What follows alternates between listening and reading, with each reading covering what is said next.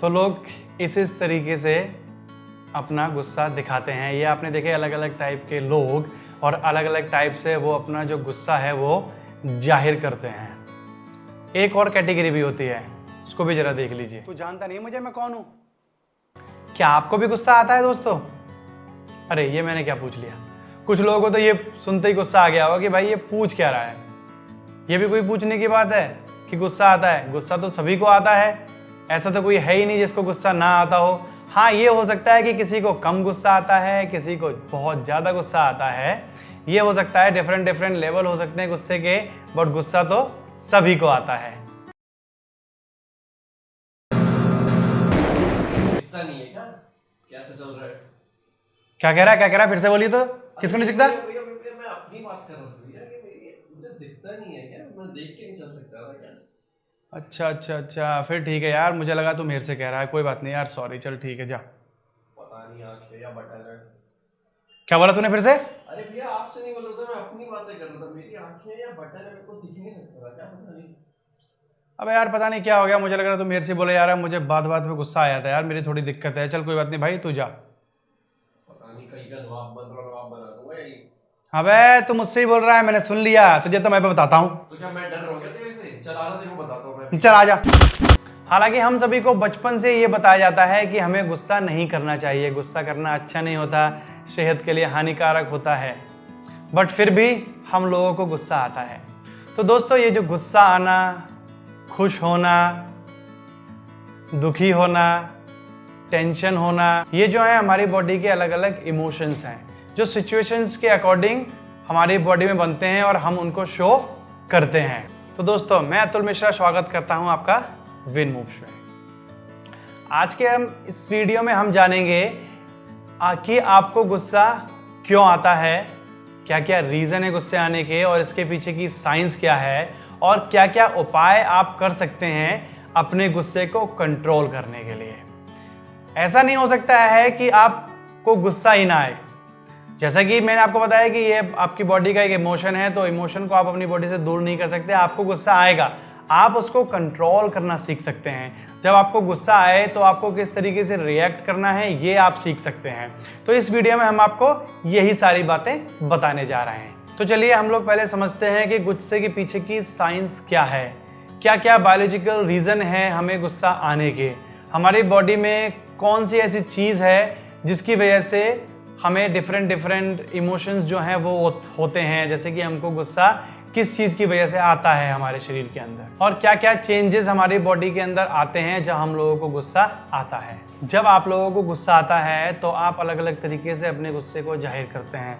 कुछ लोग तुरंत रिएक्ट कर देते हैं, कुछ लोग थोड़ी देर बाद रिएक्ट करते हैं, कुछ लोग अपना नुकसान कर लेते हैं, अपने आप को ही हानि पहुंचा लेते हैं जब उनको गुस्सा आता है, कुछ लोग मारपीट कर देते हैं और दूसरों को भी नुकसान पहुंचा देते हैं जब उनको गुस्सा आता है। तो कि गुस्सा आने पर आप जो कुछ भी करते हो उससे आप सबसे ज़्यादा नुकसान अपने शरीर को पहुंचाते हैं और अपने दिमाग को भी। गुस्सा जो है वो एक इमोशन है, अगर आप उसको कंट्रोल कर सकते हैं तब तक। अगर आपको गुस्सा आ रहा है और आप उसको कंट्रोल नहीं कर पा रहे हैं तो ये एक बीमारी है।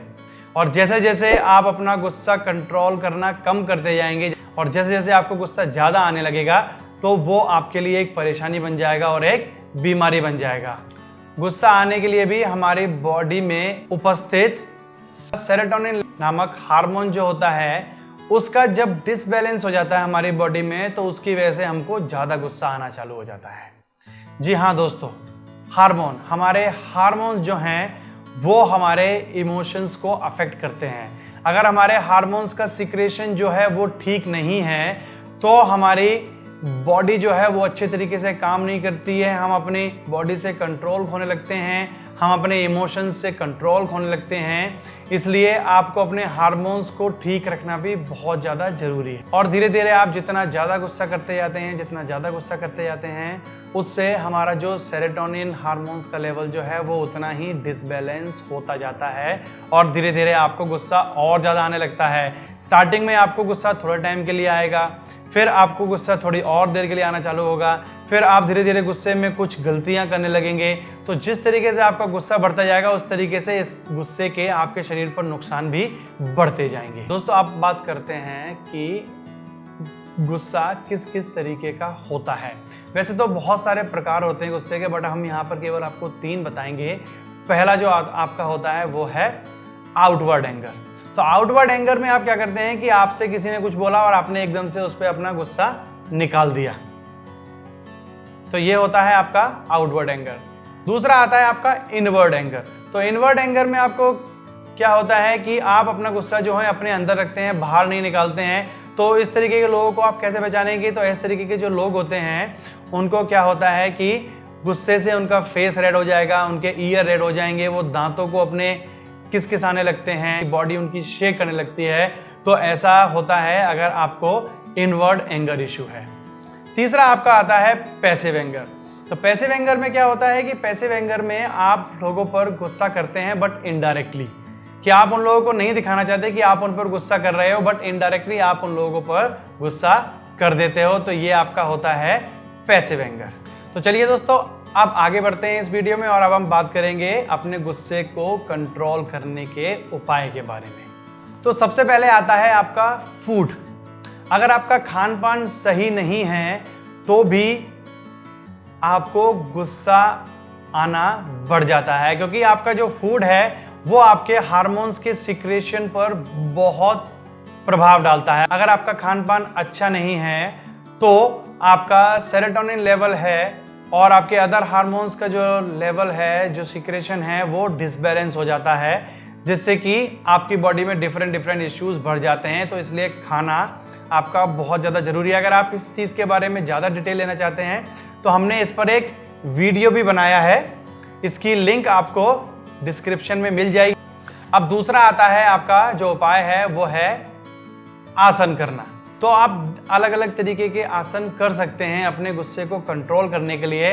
तो यहाँ पर हम आपको कुछ आसनों की प्रैक्टिस बताने जा रहे हैं जिनको कि आप कर सकते हैं मॉर्निंग और इवनिंग में। ये भी आपको बहुत अच्छा इफेक्ट देंगी और आप अपने गुस्से पर कंट्रोल पाने लगेंगे। तो जो पहला आसन आपका आता है वो आता है ताड़ासन। ये एक बैलेंसिंग पोज है।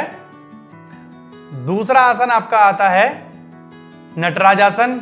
ये भी आपका एक बैलेंसिंग पोज है। तीसरा आता है आपका वृक्षासन, ट्री पोज। ये भी एक बैलेंसिंग पोज है। तो इन 3 बैलेंसिंग पोजेस का आप अभ्यास कर सकते हैं। ये आपके माइंड को स्टेबल रखने में हेल्प करते हैं और जब आपको गुस्सा आता है तब आप इजीली अपने माइंड को स्टेबल कर सकेंगे और अपने गुस्से को कंट्रोल कर सकेंगे।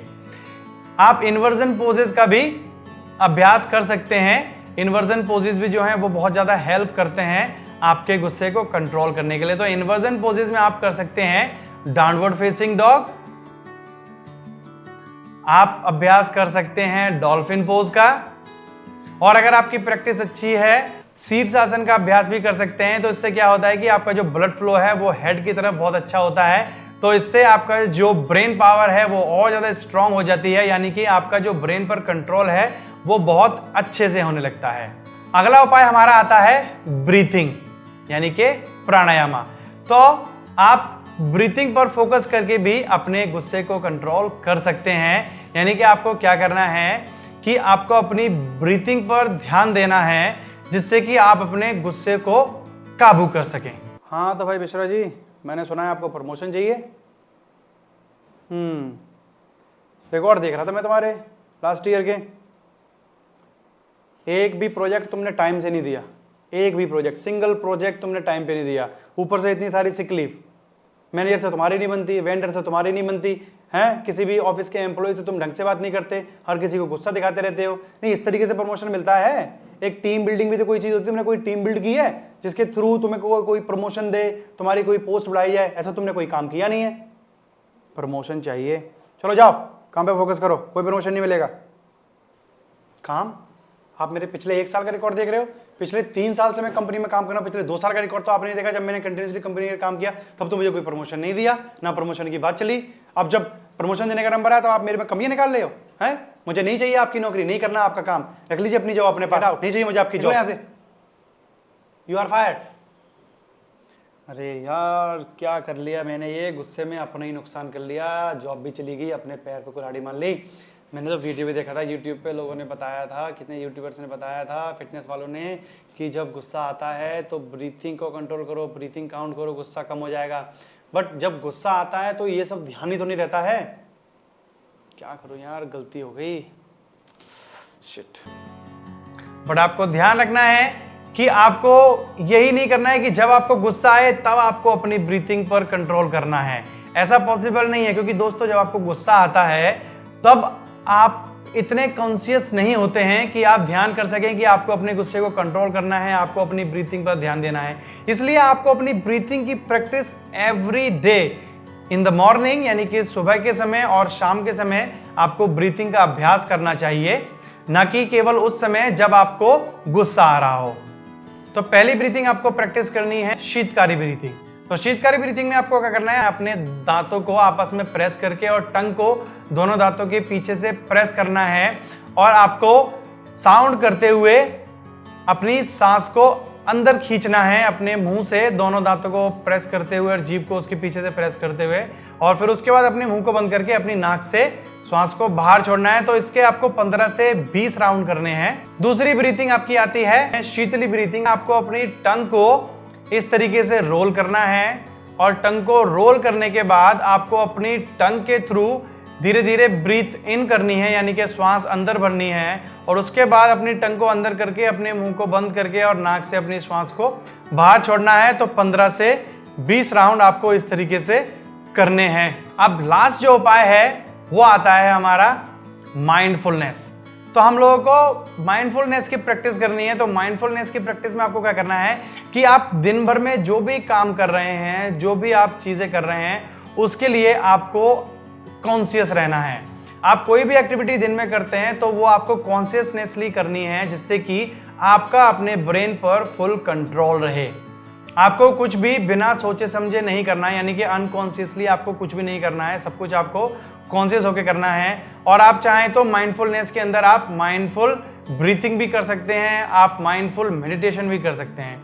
अगर आपको माइंडफुल मेडिटेशन के बारे में नहीं पता है तो आप सिंपल मेडिटेशन भी कर सकते हैं। तो सिंपल मेडिटेशन में आपको क्या करना है, आपको सिंपल क्रॉस लेग पोजीशन में बैठने के बाद अपने दोनों हाथों को ध्यान मुद्रा में या ज्ञान मुद्रा में रखना है, और उसके बाद दोनों आंखों को बंद करके आपको सिंपली अपनी ब्रीथिंग पर फोकस करना है। तो ये चीज आपको मॉर्निंग और इवनिंग में डेली करनी है 5 मिनट। तो सिंपल आपको ब्रीथिंग पर फोकस करना है अपनी, और कुछ नहीं करना है। अगर आप ब्रीथिंग पर भी फोकस नहीं कर पा रहे हैं तो आपको केवल आंखें बंद करके शांत बैठना है, और आपकी जो भी थॉट्स आ रही हैं उसको आपको आने देना है। तो ये चीज, ये भी आपको बहुत ज्यादा हेल्प करेगा अपने एंगर को कंट्रोल करने में।